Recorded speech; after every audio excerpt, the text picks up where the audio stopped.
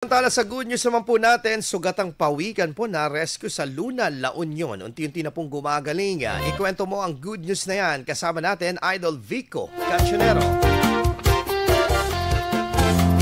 Patuloy ang healing journey ng inahing hawksbill turtle na naisalba sa Darigayos, Luna, La Union matapos matagpo ang nakapulupot sa isang lambat. Ayon sa ulat, posible umanong pabalik na ang pawikan sa dagat matapos makipag-mate at nakulong sa lambat dahilan ng buoyancy disorder at nabaling flipper nito. Sa kabutihang palad, agad siyang na-rescue ng bantay dagat at itinurn over sa mga otoridad kung saan sinagot ng isang veterinary clinic ang gastos sa paunang panggagamot. Pinangalanan ang pawikan na Asya, isang salitang mula sa Sanskrit na nangangahulugang pag-asa. Ang pangalang ito ay sumasalamin sa kanyang kwento, isang simbolo ng pagbangon, ng posibilidad na makabalik sa kanyang natural na siklo ng buhay at ng patuloy na laban para sa mga kaligtasan ng ating mga yamang dagat. Muli, pinatunayan ng mga Pilipino na ang malasakit at pagmamahal ay hindi lamang para sa mga kapwa-tao, kundi pati na rin sa mga nilalang na tahimik na nakikipaglaban para mabuhay. At iyan ang ating good news.